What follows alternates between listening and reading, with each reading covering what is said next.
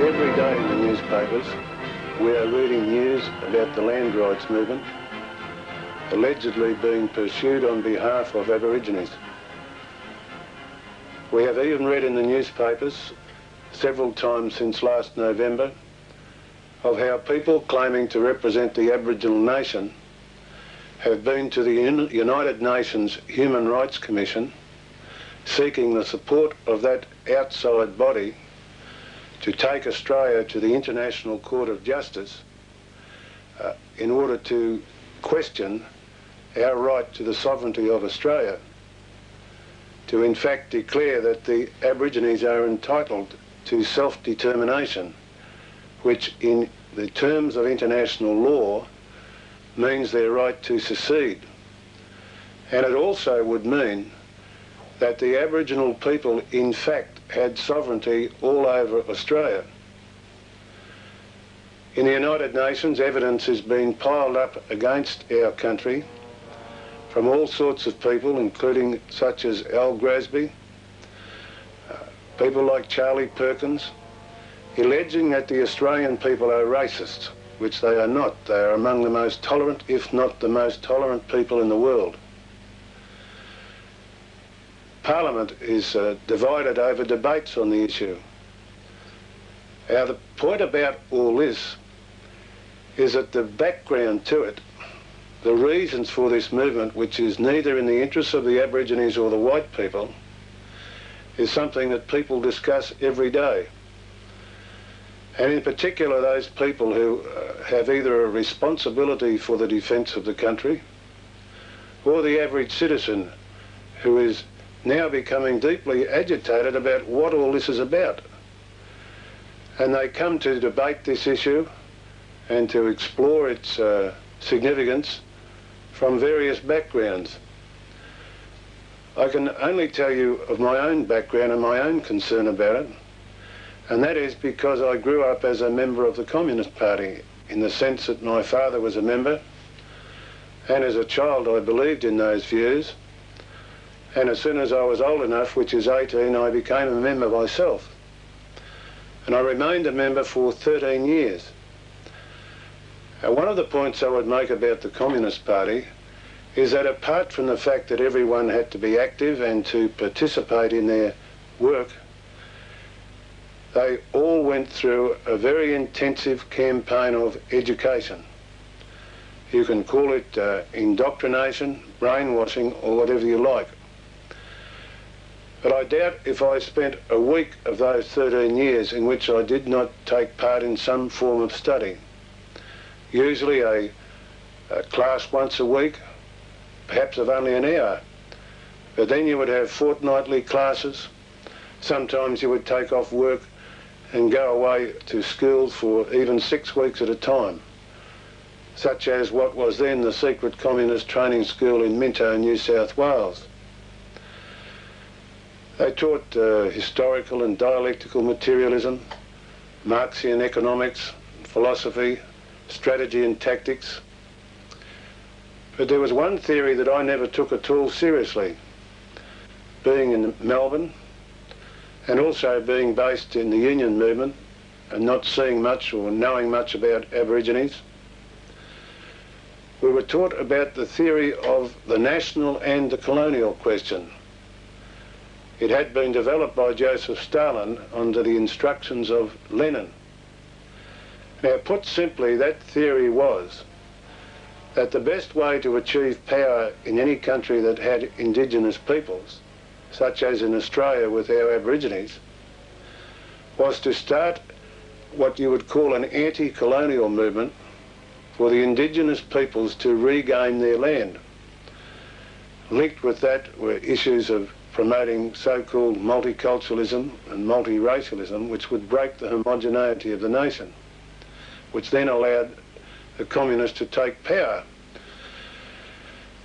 Now, with regard to the Aborigines, I never, as I said, took this very seriously, and it wasn't until several years after I was expelled from the party, that was in 1960, that I started to read in the newspapers about the developing land rights movement, claims being made by Aborigines, sympathetic newspaper editorials, and so on. And I started to think to myself, good heavens, this is the theory that we were taught about in the Communist Party. And of course another nudge to make a person with my background wake up to what was happening is that some of the people you would see speaking allegedly on behalf of the Aborigines on the television would be people that you'd grown up with in the Communist Party. And as I said, I've been in the trade union movement all my life, and when you work at the trades hall, you're never away from communist propaganda and literature, and in any case, being a former communist, you still read their material to study the course and direction of their activities. And it became very clear to me how communists were manipulating this movement. On top of this, in 1970 I took on the position of Industrial Relations Officer for the Royal Australian Nursing Federation. My job with them was to have nurses' salaries increased to a level that would give them professional recognition, penalty rates, etc. So that in 1970 I went to the Northern Territory to study the first brief that I had to prepare on their behalf. And that was for what Aborigines should be, nurses should be paid who work with Aborigines. And in studying the nurses' work in a cross-cultural situation, there again I actually saw communists in operation. Communist literature was all around the settlements.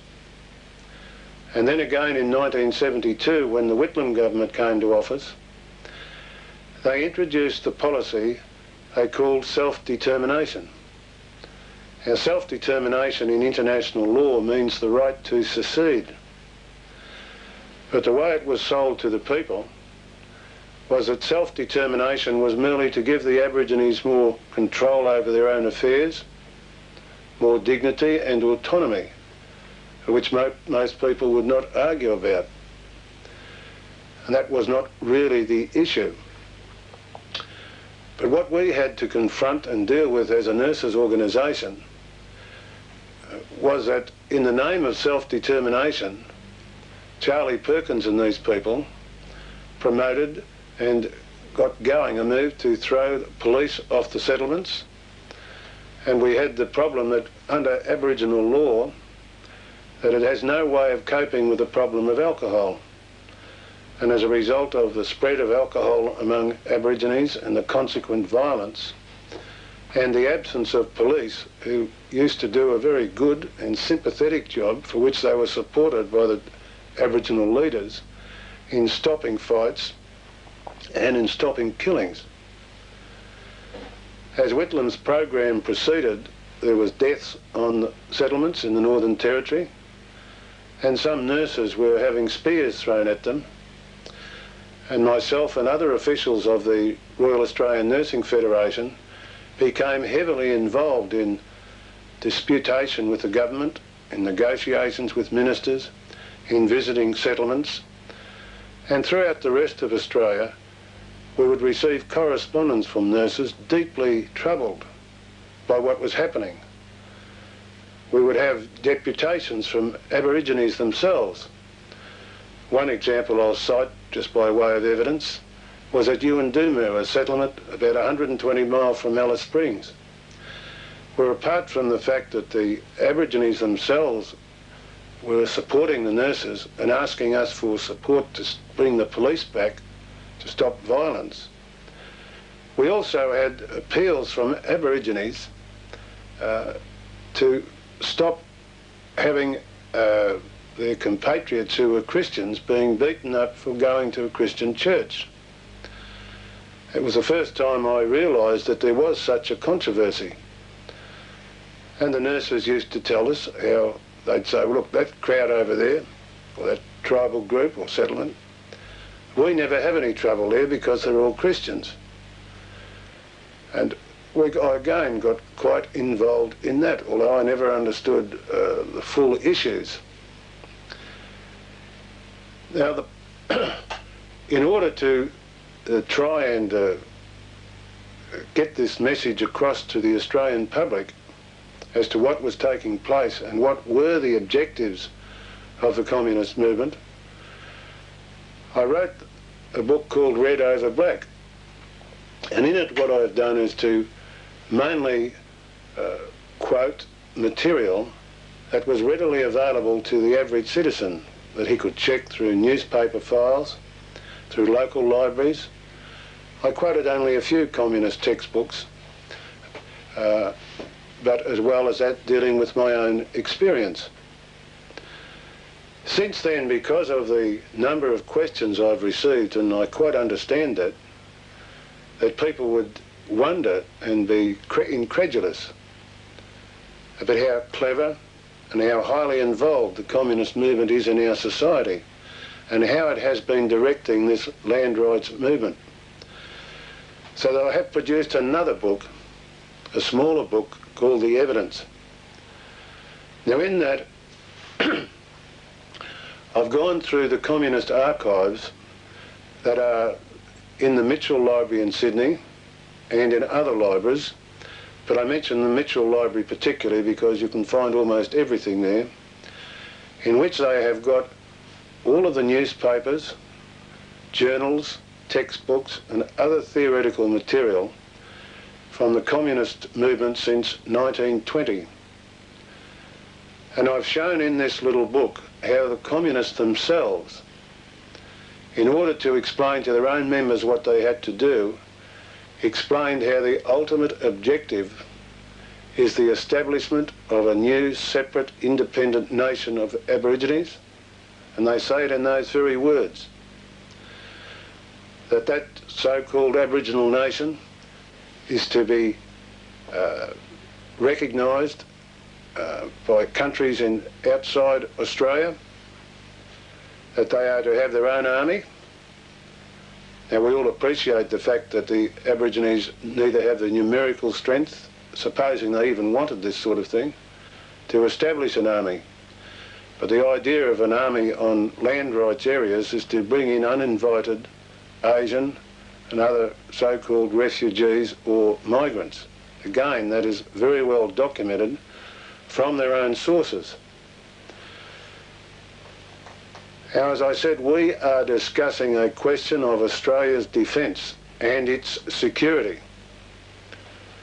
the importance of which cannot be underestimated and concerns the interests of every Australian, their children and the children in the future. It also concerns the welfare of the Aborigines who are being manipulated by these white communist activists. Now, one of the reasons they have been able to get away with this for so long is that they've got a trigger word, McCarthyism. Even though, as you will be able to see when you read the evidence, all Red Over Black, by checking what I've said in that book, and I appeal to people to check the accuracy or otherwise of what I'm saying, and that's why the original sources are quoted.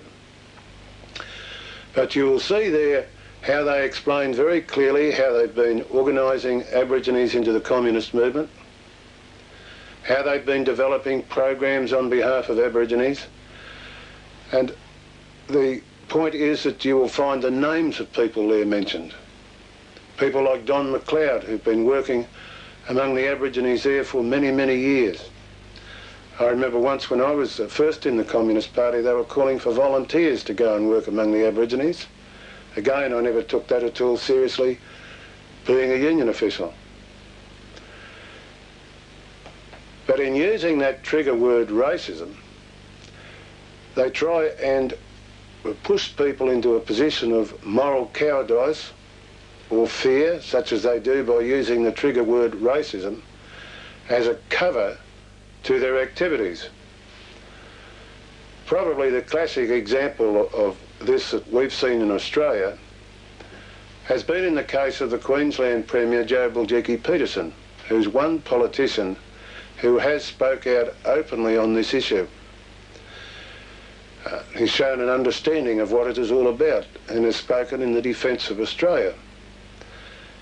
Now you see these particularly in the southern states, cartoons of Peterson looking like Frankenstein.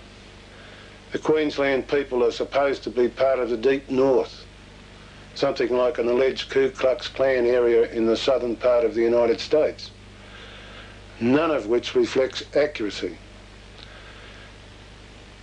Fortunately, people are now beginning to wake up to this. You've got the Returned Servicemen's League have shown that they are sick to death of this use of the term McCarthyism. People are now beginning to understand just how that has stopped them from thinking about the defence of their own country and their own security. Now, one of the problems I found myself is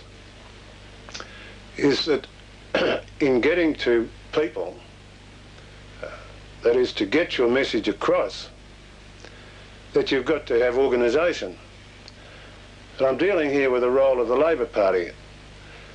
Now, I was told while a member of the Labor Party in Victoria that I could no longer renew my ticket because they wouldn't tolerate anybody in that party going around speaking about the alternative case on land rights and raising these issues from a defence point of view. So without the support of the Labor Party or even the right to speak within their party, it became a question of seeing who else would help. Now, I had the problem of publishing a book, getting people to support it and so on. And the first politician I went to see was Joseph Peterson. I had certainly tested out a few others. And he did the right thing as a politician. He got me to write out a very lengthy statement in which I had to explain all of my views, my own background, and I had to sign every page, which he then submitted to the Queensland Parliament, which was put in Hansard so that anybody could check what I've been saying.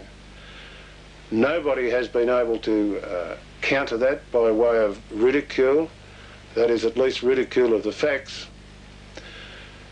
It then became a question of being able to go out and talk to the people. Now, I went to the Liberal Party, particularly in Western Australia, where a lot of members of that party gave support by promoting meetings. In fact, I've been to just about everybody. I've had excellent support from members of the National Party up in Queensland and including Western Australia, and other individual National Party branches and Liberal Party branches throughout the Commonwealth. I've spoken to innumerable church groups of all different persuasions. I've spoken to everybody from the League of Rights, who've really given me excellent support in this campaign. I've gone back and I've spoken to many of my union colleagues. I've addressed Australian Council of Trade Union conferences, meetings of the Trades and Labour Council and so on. And one of the methods that the communists have been using to try and stop me and other people from speaking out about these issues is to use the smear technique of this McCarthyism, racist, etc. And it should be on a moment's reflection. When you hear this word racism, you should remember that they are also talking about you. They'll say some organisation or politician or individual is a racist to try and get the rest of Australians not to listen to their views, and at the same time they are supporting this application before the United Nations to try and say that the Australian people as a whole are racists, and it is a weapon being used against us. I therefore put it to you strongly that as a defence matter, Australians have all got to consider how these trigger words McCarthyism and racism are used to stop them from thinking about the real issues. Now, one of the problems that we have in unions from time to time is that there are important legal questions that have to be discussed. Often it might be an amendment to the Arbitration Act, the union's rules, a demarcation dispute, or something else. But the legal questions involved are so important that they have to be explained to the entire membership. Now, if you were in the position that somebody was trying to frame you up as an individual on some charge or other, you would be forced, in order to defend yourself, to study the law books.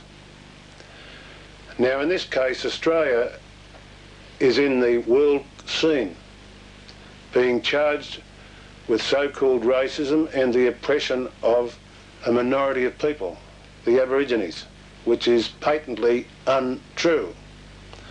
And the smears are not being supported by 99 out of every 100 Australians. But because the United Nations is being geared up as an instrument to recognise the land rights areas as an independent nation and to impose sanctions, which is now being openly discussed against Australia like they did in Rhodesia, then it is incumbent upon all Australians to have at least some knowledge of the international legal arguments being used against us and how they should be countered.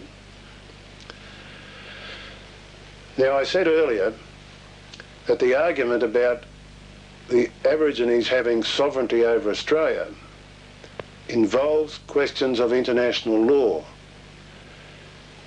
We have before Parliament at the present time a resolution being put by the Labor government in which they state that they are prepared to recognise that Australia was taken by conquest. That means that this government is saying they are prepared to state that the British government invaded Australia and took it from the Aborigines. Now, nobody is denying that the Aborigines lived in Australia prior to the coming of the white man. But if in terms of international law, and I ask you to consider that we are only talking about the meaning of words in international law, if we say that the Aborigines owned and occupied Australia, it means that they had an organised, civilised society such as we would equate with a nation state or a group of nations. In Victoria, the government there introduced a bill in which the first thing they said was that we recognise the prior ownership and occupation of Australia by the Aborigines. Now, that's the type of evidence that is being used against Australia in the United Nations to say that we live here illegally. And it is the basis of a new campaign being run by the Marxists involved in manipulating the land rights movement, is that they are saying that we now have to pay the rent for the right to live here outside of the land rights areas. I have another book coming out on international law which gives the detail from their original sources, which you would be able to read to check on what I am saying. But any citizen reading the daily newspapers will be able to pick up this information. Unfortunately, the issue is not being debated into clarity in our Parliament any more than the real issues behind Asian and the new wave of Negro migration being introduced to Australia by the government is being discussed. Now, again, there are publications that should be studied by the serious student, and in our period now, where it's like a bushfire in which all citizens should be asked to play their part in putting out the blaze, it is necessary for them to also know how to check the original sources if they so desire. One of the main publications being used to break Australia's security is a journal called Australian Quarterly. It's got out by the Australian Institute of Political Science, so-called. You can obtain this from 32 Market Street, Sydney, or you can get it from your library. And if your library hasn't got it, then get them to order it from the main public library in your capital city.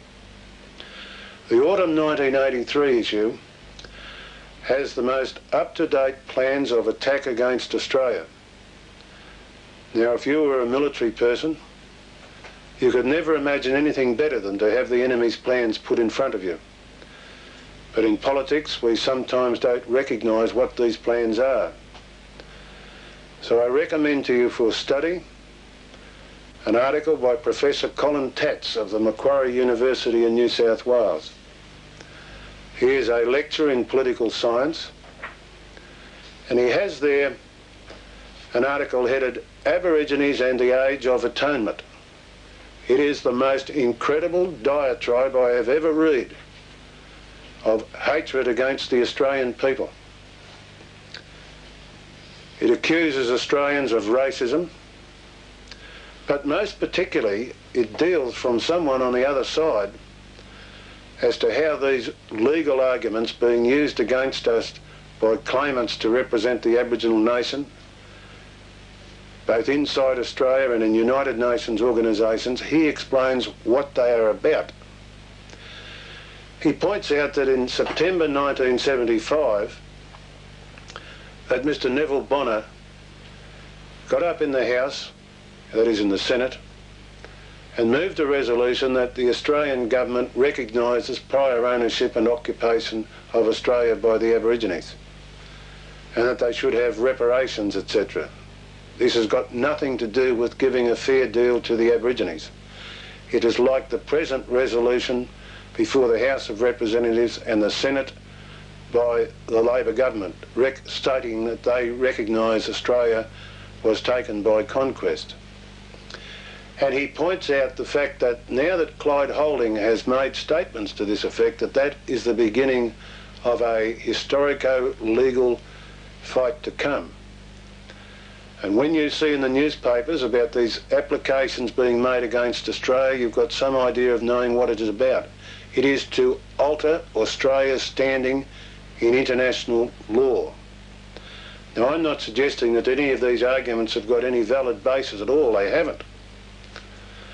But in Australia, you've got politicians based on such grotesque propositions as the Franklin Dam, that because we sign treaties or have agreements in the United Nations, that somehow allows our government, the federal government, to ride roughshod over the Constitution by using the external powers which the Commonwealth Government has under the Constitution to overrule the states.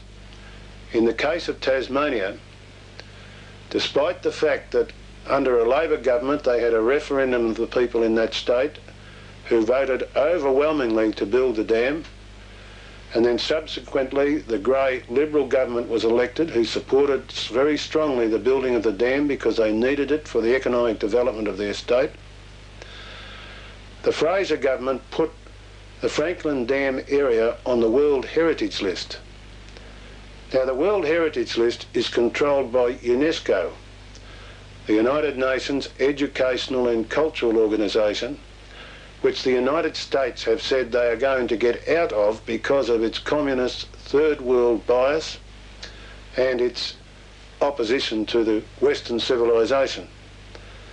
While the United States is taking this move and other countries ignore UNESCO and the so-called World Heritage List, we've had both the federal Liberal government and now the Hawke government saying that they have legal powers over us.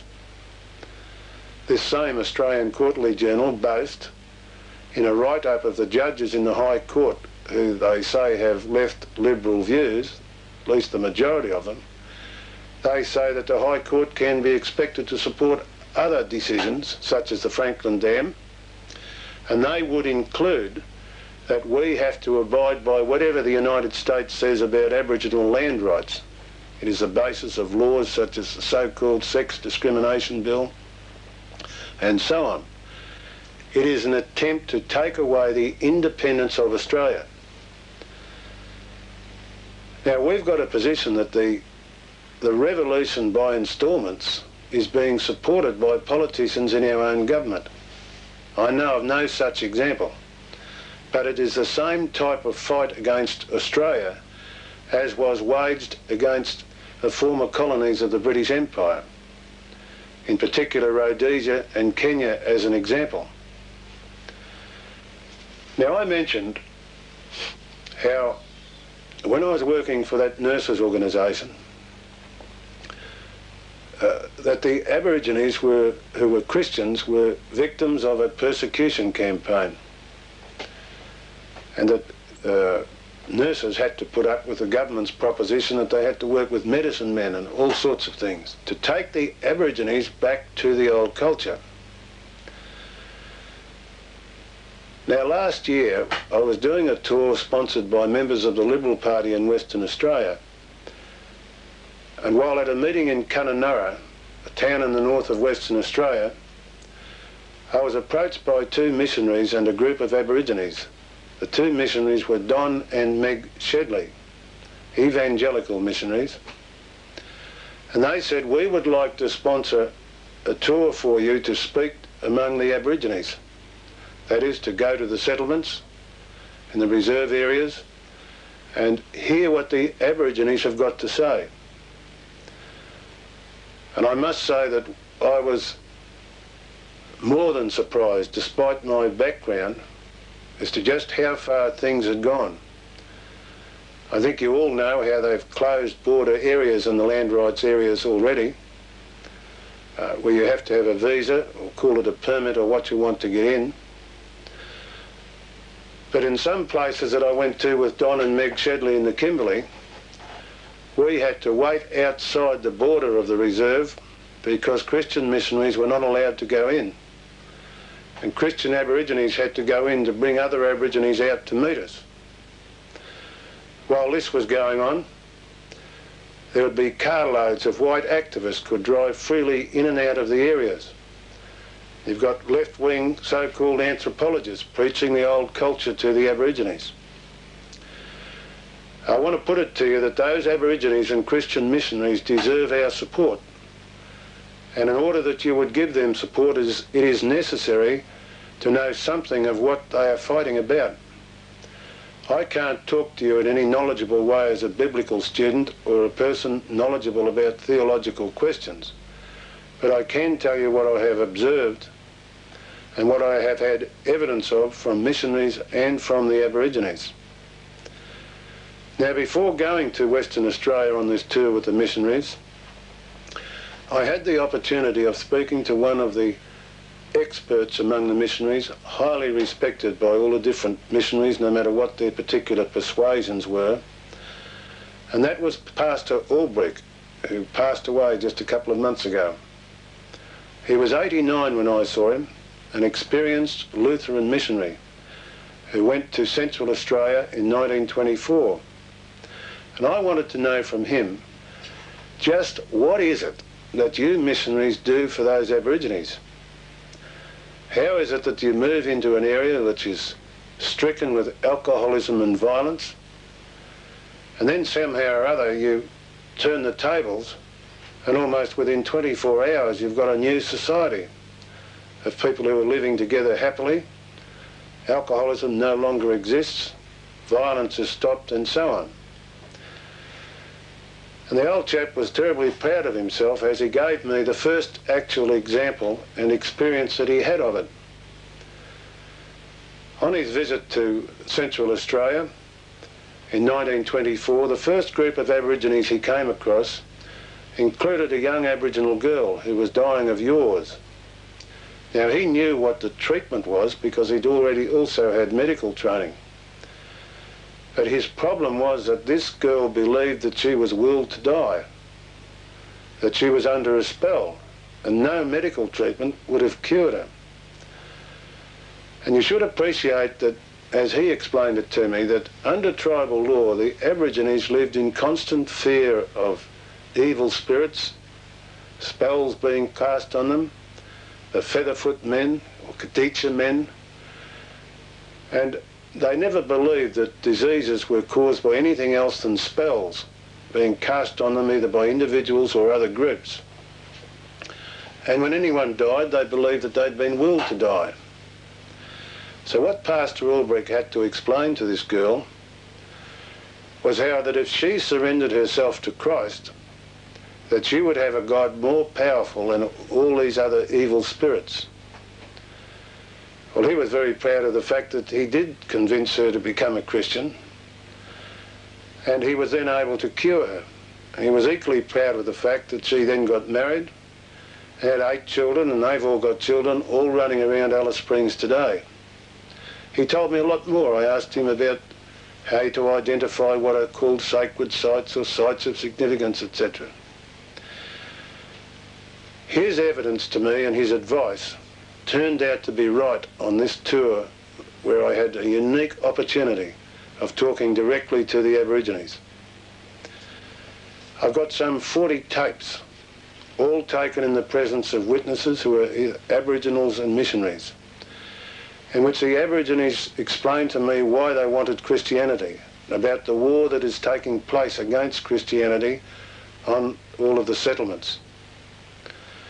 As one young chap said to me, and he's got his young son in front of him, he said, you know, I've only been a Christian for 11 months, and this is the first time I've ever been happy and free in my life. He explained how they'd cured him of alcoholism, how he'd surrendered himself to Christ. The missionaries explained that in their view this means the Holy Spirit enters them. Now whatever it does, it's quite remarkable. I can only state that mathematically I couldn't have any other explanation of how people could change an entire ethical and moral approach virtually in a matter of hours. And he explained to me how he'd gone through his initiation into tribal life. He explained the terror as a young person of having to be careful everywhere he walked in case he went to the wrong place. He was frightened of spirits and everything. And frightened when a corroboree that if he dropped something he'd get speared. Frightened of devils and evil spirits, which he is no longer frightened of. He now feels comfortable and happy looking after his son. And he explained to me too, just one example of what the Christians call the Holy Spirit coming to them. He said his method of entertaining his young boy, which is a custom among Aborigines, would be to break the legs of a joey, young kangaroo, and give him a stick to poke at it. It's for cruelty. And these Aborigines, when they go Christian, they start looking after their wives. They adopt the concept of the Christian nuclear family. They seem to have absolutely no problem of coping with alcoholism, and they put an end to violence. And the other point that Pastor Albrecht explained to me was the application of the Christian doctrine of reconciliation, in that they would get the various fighting groups together, whether they be tribes or what, and they would explain to them that this Christian God was so powerful that those fights among them and the issues they fought over were of absolutely no significance. This Christian God could solve it all for them. The point is that it actually works. Now that's a question of the utter irresponsibility of the federal government as saying in the name of self-determination that things should be taken out of the hands of the missionaries and the Christian Aborigines. That in the name of self-determination and giving dignity, so-called, to the Aborigines, that they should return to the old culture, which the Aborigines do not want. As a matter of fact, what is being considered now is to bring Aboriginal girls on a tour through the capital cities to say why they do not want this white man's inspired initiative to go back to the old culture, because they don't want to go and marry the old blokes. They like the idea of a young man of their own choice, and they want modern medicine and not the humbug of bone pointing and witch doctors, etc. Now I mentioned to you that I have produced a book called The Evidence. Now in that, among other things, I have shown how the communist movement, including the declarations from Moscow, which were adopted by the Communist Party in Australia, how you had to be very careful, and I was taught this in the Communist Party, we were all atheists. We were taught that in our criticisms of the churches we had to go very careful, because we didn't want to what they called sectarianism. We didn't want to be sectarian and isolate ourselves. But one group they never let up on in their hatred, and that was the missionaries and the missions among the Aborigines. And it's obvious when you tour the settlements and you hear all of the evidence that I did, and I'll tell you this, I not only went to settlement after settlement, but I spoke to a whole convention of Aborigines, or rather moved around talking to them for 7 days. That was at Port Augusta in last January. The missionary said I had to go there in order to finalise my studies. And the thing is that communism has got no hope at all among the Australian Aborigines while Christianity is there. And apart from sheer irresponsibility and lack of even human feeling towards the welfare of Aborigines, and of course it's the same thing with whites. I mean, we know that our civilisation is based on Christianity. It is really a question of getting the Aborigines back to what Christians might call a pagan or Stone Age belief, because communism cannot coexist with Christianity. I'd only repeat what seems to me to be quite miraculous, and I have no explanation of the effect that Christianity has on them, but the Aborigines do. I appeal to you, those of you particularly in churches, that you should get missionaries, say from the United Missionaries Association of Western Australia, to come and address you, to get full-blood Aborigines to come and speak to you, to get their voice heard. One of the points I've made in Red Over Black is that if you wanted to hear the voice of the true Aborigine in Queensland, that you had to read newspapers like Queensland Country Life, because they were the papers where Aborigines told them what they really thought. The journalists in the major newspapers weren't even interested in talking to them. It comes as a surprise to most people to know that the Queensland Aborigines voted overwhelmingly to support the type of land tenure legislation that the Queensland government has. And I note that in the trade union movement, we are used to organising disputes. It's one of our jobs. We know how to organise demonstrations, etc. And by that means of deductive observation, we could ourselves, the Melbourne Trades Hall, when the build-up to the boycott of the Brisbane Games was on, we could see there the biggest promotion ever made in Australian history to put on a dispute. They had the support of the major television stations and the newspapers.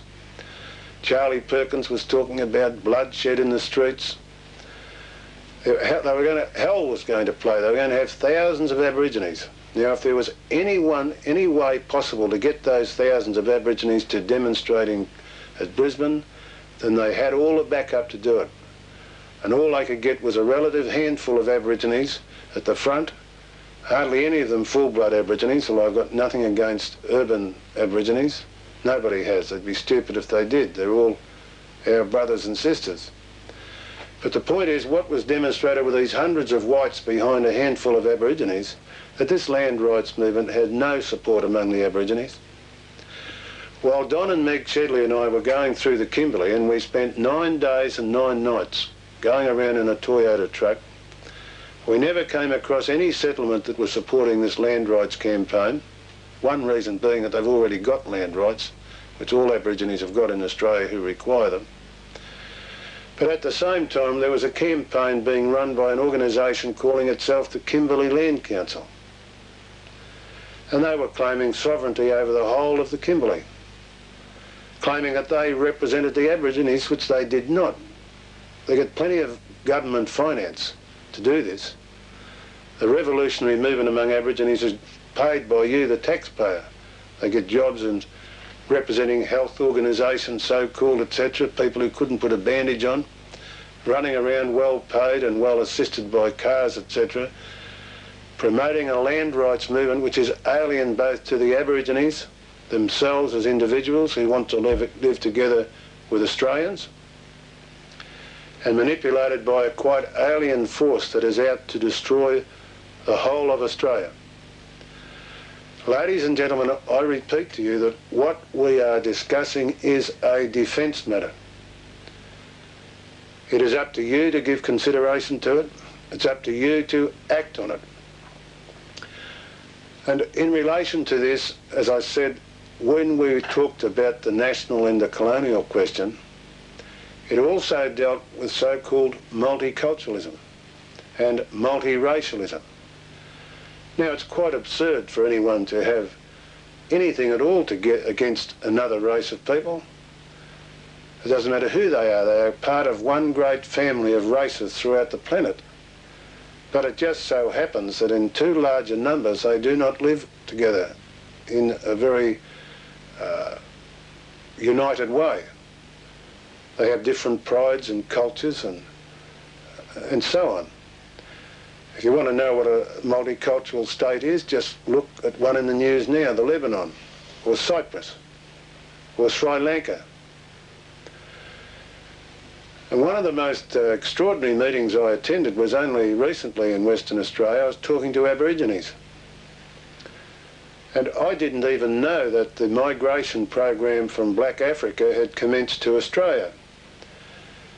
In Red Over Black, I explained how we'd been taught about these things in the Communist Party, and I quoted from a more recent Marxist textbook saying that we had to have Negro migration to Australia from Haiti and from Black Africa, which, as anyone would know, would cause the same problems they've got in Britain.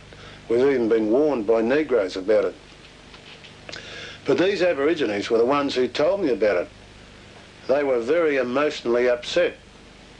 And I can understand it because they're justifiably proud of the fact that they are Australia's black people. And they know that the government is always talking about jobs for Aborigines, which they don't give them. That they bring Asian migrants to have jobs in the post office and they won't give them to young Aborigines, etc. But they believed that the Negro migration program, which at that time, a few weeks ago, was 140, the first batch, with a promise of many more to come, they believe that's going to make the Australian Aboriginal second fiddle to the Negro. Now, nobody consults with them about it. And what I'm putting to you, that the architects behind this know exactly what they're doing. They know that it causes antagonism among the Aborigines. They know and expect that Australia is going to have the multiracial problems of Britain, and they even hope it will get as bad as what it is in the United States. Now, in order to discuss these questions rationally, we've got to knock this smear of the Australian people that they are racist, and to try and frighten people into not discussing or debating immigration issues, which is a defence matter, because of fear of being branded racist. Likewise, we should look to the evidence that is available to Australia as to how Asian governments and master politicians are treating the migration issue in Australia as distinct from the type of frogs and mice debate that we saw recently or heard recently in the federal parliament, where the real issues were not tackled, where Labor was praising up Malcolm Fraser and his government for having initiated the same scheme that Labor is now pursuing. What we should do is read the evidence from the Asian press itself. The most appropriate one for Australians is one that is sold in our own bookshops and for which you can get copies in any local library. And that is Asia Week. It is the Asian journal that is most widely read that is printed in English in the Asian countries. Now, the March 23rd issue for this year came out with the real views of the manipulators of politics in Asian countries and their views towards Australia. And they were saying that the Australian people are only a relative minority, that this country is too big for such a small people, preparing the way for them to send migration uninvited. And I put it to you that that is an invasion plan. I ask you to read that yourself. And also in the evidence, I've quoted from Bill Hayden, our so-called Minister for Foreign Affairs. Now, he made a statement to Asia Week, the same publication, in which he said that there should be a new race developed in Australia. That because of the Asian migration program, that Asians and whites would intermarry and this new race would appear, a real Dr. Strangelove theory. Anyone who knows Asians, and certainly the journalists who are over there now, say that rather than them thinking that Hayden was paying them a compliment, they felt insulted. They've got no intention of coming to Australia to be guinea pigs, to breed a new race of people. They are quite proud of being Asians. And it's remarkable that this government is so concerned about the preservation of every breed of kangaroo and goanna, but that somehow or other the human race should be absorbed into one race, like getting all the parrots together to make them all one colour. All that sounds weird, and it is weird, and we're talking about people with a long-range objection of the destruction of our society. I would refer you again to my book, Red Over Black, where we were taught this theory in the Communist Party, that a new race should be bred in Australia of Asians and whites. That's nothing against Asians or white people, but it is against the manipulators who want to destroy us. Ladies and gentlemen, what I have discussed with you tonight, I would repeat, is a defence matter. The issue of land rights is to establish a separate, independent nation to be recognised by the United Nations. The migration program is the preparation of an invasion plan. The idea of multiculturalism and multiracialism is to break up the homogeneity of our nation, to mean that we face inevitable defeat. Fortunately, the Australian people are waking up to what it is all about. We've still got a long way to go. We can't have a position where we would re-elect a new federal government that would behave the same as the Fraser government did. And I'm not having a go at any political party. I'm only stating what the issues are. Those of you who come from different ranks, whether you're employers, farmers, or what you are, we all have common interest in the defence of the country. I speak to you as a union man. You may be what you like, but we're all Australians, and this is the basic issue that we have to confront now.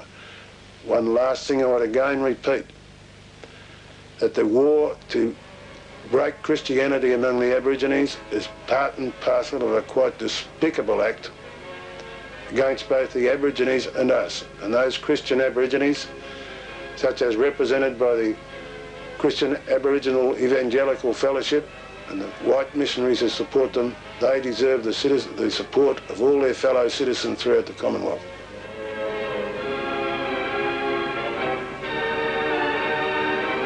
It would be a very lengthy process to explain how someone actually breaks from the Communist Party, how they wake up to them, because you're very heavily indoctrinated, and as I've since found out, the process by how you have been brainwashed doesn't become clear until long afterwards. And that when you are being brainwashed, you don't really know what's happening to you. The communist leaders and their lecturers and tutors, they know exactly how to carry out this process of indoctrination of the membership. They go to schools of instruction in Russia and China for a year, 18 months or up to 3 years, in which they are taught these techniques. And you have people such as myself, who you would refer to as a card-carrying mug, who would not know what has happened to him until often much longer afterwards. But myself and other communists conflicted with the party when such tumultuous events took place as the Hungarian uprising in 1956, and we had the uprisings of the workers in Poland and East Berlin, and among other shocks was that we found out that they never had any unions in the communist countries. In fact, the only unions they've had in any of the communist countries were in Poland, and they only lasted for 3 months. And we found out that the people who came to visit Australia, allegedly representing Soviet building worker unions, metal trade unions and so on, that they were in fact intelligence officers from the communist countries. And of course another thing that a union official has got to his advantage, if he's a communist, is that he's able to see the alternative to Marxian economics and socialist theory by observing how capitalism actually provides the jobs. That is, the entrepreneurial employer who creates out of his initiative a small industry, and perhaps a bigger industry later on, how he creates jobs. And because of the evidence that you have of the economy in arbitration court cases and so on, you are able to see the contradictions in the propaganda that you're taught in the Communist Party. and you begin to recognise the superiority of the free enterprise system over anything that socialism has got to offer. You realise that socialism doesn't work, and the people who take over industries in the communist countries are in fact corporate aristocrats, something quite alien to the Australian tradition.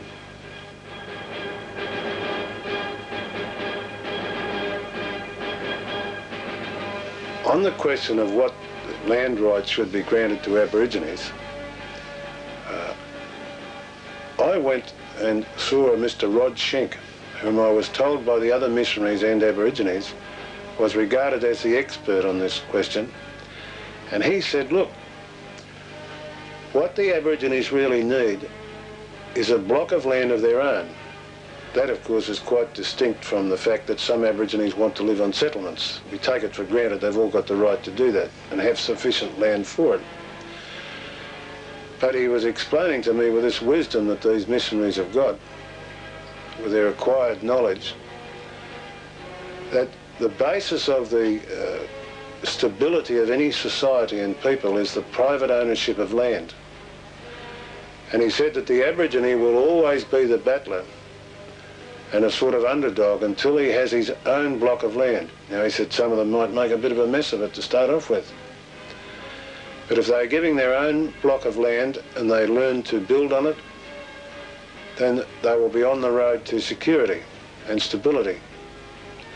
He explained to me that a lot of Aborigines are like the battler among the whites. He's always the one who invests his money in depreciable objects, such as refrigerators or motor cars.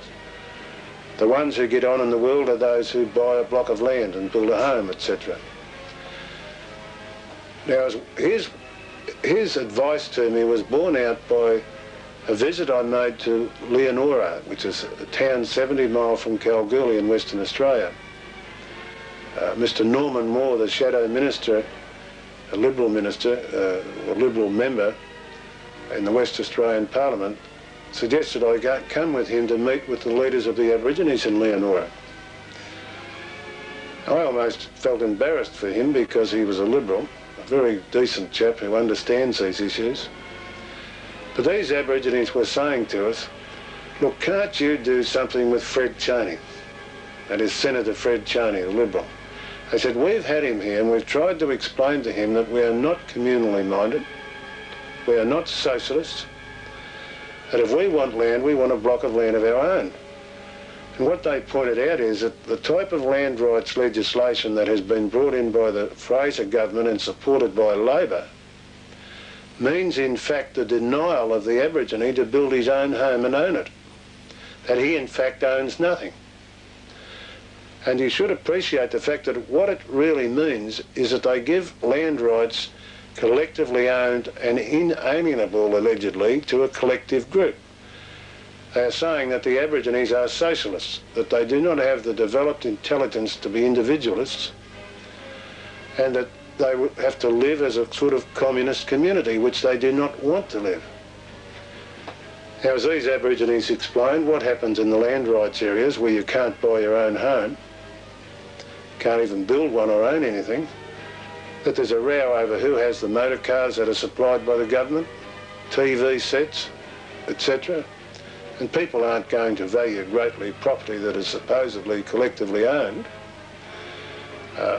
Now, I would again repeat that, and this is something we as Australians should all do, or recognise, and that is that the experts on these questions are the missionaries. And we've all been brainwashed, or at least I have and most people I know, by the film industry, where they show you these missionaries as being sort of people up in the clouds, as though they're a bit eccentric. They are just the opposite. They are intellectuals. No mug can be a missionary. You've got to have a lot of knowledge. And I spoke to a great range of them over in Western Australia. People like Wilf Douglas, who was also a leading linguist, an anthropologist, and there are numerous ones like that. Three marvellous men I met in Derby who are affectionately known by the other missionaries as the three wise men. They've retired and they discuss the biblical and evangelical questions among each other. And this remarkable Schenck family.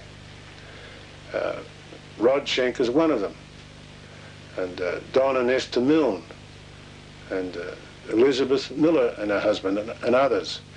We should get advice from them.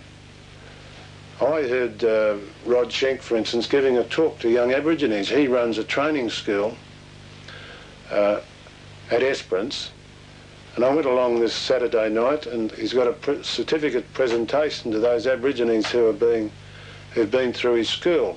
They've got skills, and they were beautifully dressed and highly cultured young men and women, because they had this Christian background as well as the technical knowledge that he had taught them.